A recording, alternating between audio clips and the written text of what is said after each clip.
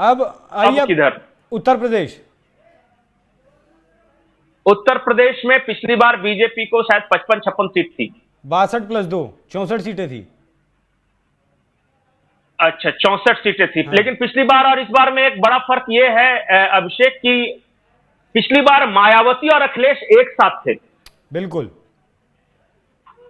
और देखिए, आप लाख ठीक है, केमिस्ट्री कैसी भी हो, लेकिन जब दो इतनी बड़ी पार्टियां एक साथ आती हैं तो उनके कुछ ना कुछ वोटर भी एक साथ आते ही हैं।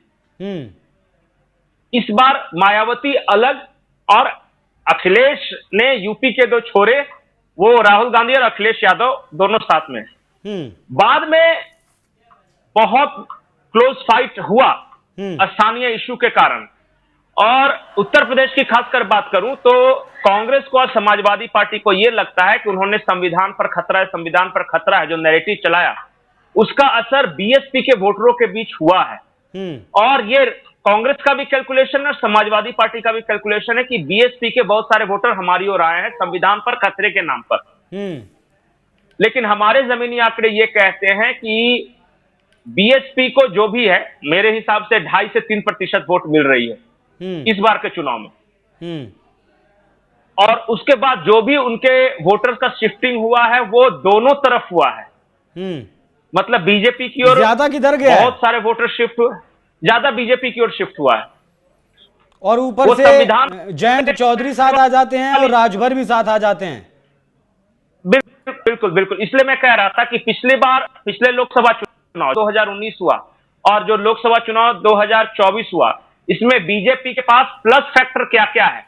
जयंत चौधरी का आना एक, समाजवादी पार्टी और बसपा का बिखराव दूसरा, राजभर वगैरह का आना, जो छोटी छोटी पार्टियों का जो इन्होंने कॉम्बिनेशन बनाया है, इसके बावजूद जो सामाजिक समीकरण तो बिल्कुल एनडीए के पक्ष में, लेकिन इसके बावजूद मैं ये देख पा रहा हूं कि बीजेपी की सीटें तो बढ़ रही हैं लेकिन समाजवादी पार्टी की भी सीटें बढ़ रही हैं।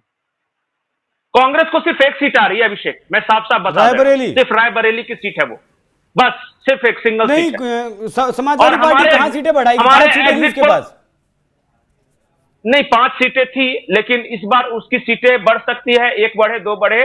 कांग्रेस की 1 सीट आएगी, जो भी एक जो रायबरेली वाली सीट बताओ। इसके अलावा सभी सीटें, मायावती का हमारे एग्जिट पोल में एक भी सीट नहीं आ रहा। बीजेपी का कितना है? 70 या 70+? अब 7 में बोल रहा हूं, 7 से 8 समाजवादी पार्टी, 1 कांग्रेस, चलिए 8 मान लीजिए, 8 1 9 हुआ।